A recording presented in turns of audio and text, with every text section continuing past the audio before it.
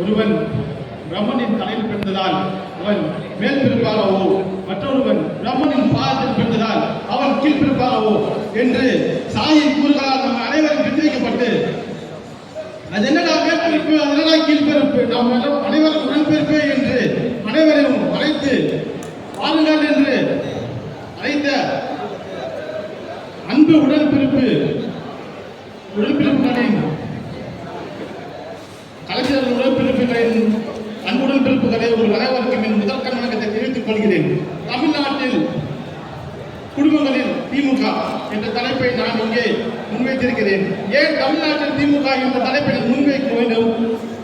காலகாலமாக சாலையோரங்களிலும் தெருக்கோரங்களிலும் மலத்தையும் மலக்குழிகளையும் அடைப்பை எடுத்துக் கொண்டிருந்த ஒரு சமூகம் இருக்கிறது. அந்த சமூகத்திற்கு ஒரு கண்விழி கொடுக்க வேண்டும் என்று தன் உடலுக்கு எதுவானாலும் பரவாயில்லை, இந்த சமூகத்திற்கு 3% உள்ஒதுக்கீடு தந்தே ஆவேன் என்று முத்தமிழர் கலைஞர் அவர்கள் வித்திட்டார். அதற்காகவே அவர் போதும் ராமச்சந்திரன் மருத்துவமனையில் தன் முதுகு தண்டு மருத்துவ ஆபரேஷனை தள்ளி வைத்தார். 2008ஆம் ஆண்டு ஜனவரி மாதம் பொருளாதாரத்தில் கீழ்நிலையில் அர்த்தய சமுதாயம் என்று ஒன்று உள்ளது. அந்த சமூகத்திற்கு 3% உள்ஒதுக்கீடு தர வேண்டும் என்று அமைச்சரவையில் பேசிய பொழுது எதிர்கட்சிகள் வெளிநடப்பு செய்தனர். இல்லை, மலக்குழு மரணங்கள் ஆங்காங்கே நடைபெற்றுக் கொண்டிருக்கின்றன. அச்சமூகத்திற்கு ஒரு விழிக்கண் கொடுக்க வேண்டும், அச்சமூகத்திற்கு ஒரு நல்ல மாற்றத்தை கொண்டு வர வேண்டும் என்று அச்சமூகத்திற்கு ஒரு நல்ல வழியை கொடுத்திருந்தார் முத்தமிழ் வித்தகர் டாக்டர் கலைஞர் அவர்கள். அரசு பொது மருத்துவமனைகளில் துப்புரவு பணி செய்யும் தன் ரத்த சொந்த பந்தங்களின் நடுவே மருத்துவராகவோ, செவிலியராகவோ, டீனாகவோ, ஆர்எம்ஓ ஆகவோ இன்று பணிபுரிகிறார் என்கிற ஒரு காரணம் முத்தமிழ் டாக்டர் கலைஞர் அவர்கள் கொடுத்த 3% உள்ஒதுக்கீடு தான். இன்றைய தீர்ப்பை அன்றே கணித்தார் நம் திராவிட நாயகர் முத்தமிழ் கலைஞர். அது என்ன, இன்றைய தீர்ப்பு அன்றே கணித்தார். அன்று எவரும் ஒற்றுக்கொள்ளவில்லை. ஏன் இந்த சமூகத்திற்கு 3% உள்ஒதுக்கீடு கொடுக்க வேண்டுமா?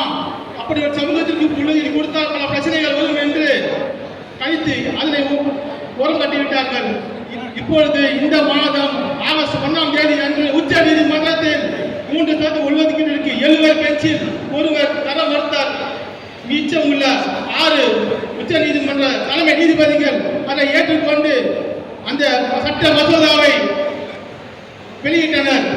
இதைத் தொடர்ந்து பல மாற்றங்கள் ஏற்பட்டுக் கொண்டிருக்கின்றன. இந்த அன்றைய சமூகம் சாலையோரங்களில் செருப்பை தேய்த்துக் கொண்டிருக்கின்றன.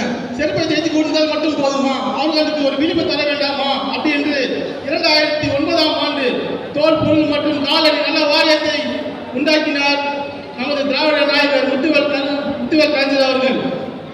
இந்த வாரியத்தின் மூலமாக மேலும் இந்த வாரியத்தில் அந்த சமூகத்தைச் சேர்ந்தவர்கள் தலைவராகவோ, அந்த சமூகத்தை சேர்ந்தவர்கள் அலுவலக உறுப்பினராகவோ, நல்ல வாரிய உறுப்பினராகவோ தேர்ந்தெடுத்து அவர்களுக்கு ஒரு வாழ்வில் மேலிடத்தை கொண்டு சென்றார். நம்ம எல்லாரும் மாமன்னன் படம் பார்த்துருப்போம். எல்லாம் மாமன்னன் படம் பார்த்துருப்போமா இல்லையா? அதை ஒன்று சொல்லுவா போல, இங்க உட்காரக்கூடாது, என்னோட அவசியம், நீ உட்காரலாம், ஆனா அவர் உட்கார மாட்டாரு அப்படின்னு சொன்னாங்க. ஆனா அதுக்கு மாற்றாங்க நடந்த ஒரு உண்மை.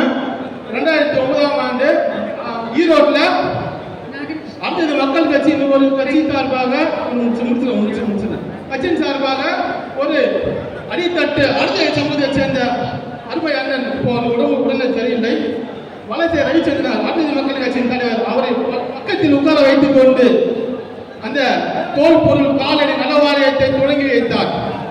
இந்த தூய்மை பணியாளர்களுக்கு தூய்மை பணி செய்தால் மட்டும் போதுமா? அவர்களுக்கு தனியாக ஒரு வாரியம் வேண்டாமா அப்படின்னு நினைத்து தூய்மை பண்ண நல வாரியம் என்று கொண்டு தொடங்கினார்.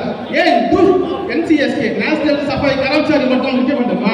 ஏன் தமிழகத்தில் தூய்மை பணியாளர் நல வாரியம் ஒன்று வேண்டாமா என்று நம் தலைவர் ஆலோசனை செய்து தமிழ்நாடு தூய்மை பணியாளர் நல வாரியம் என்று ஒன்றை அமைத்து அதில் ஒரு தாழ்த்தப்பட்ட சமூகத்தை சேர்ந்த துணைத் தலைவராகவோ 12 அலுவல் சாரா உறுப்பினராகவோ அதில் ஒருவரை நாம் தலித்தாக அமைத்து மொத்தம் 12 உறுப்பினர்களாகவோ மாற்றம் செய்தார். அது இல்லாமல் கையால் மரம் அல்வர் தடை சட்டம் என்று ஒன்றை கொண்டு வந்து எவரவர் கையால் மரம் அணிந்தார்களோ அவர்கள் அனைவருக்கும் மருத்துவ காப்பீட்டு மற்றும் இதர செலவுகளை நம் அரசு ஏற்கும் வழிவகை செய்தார்.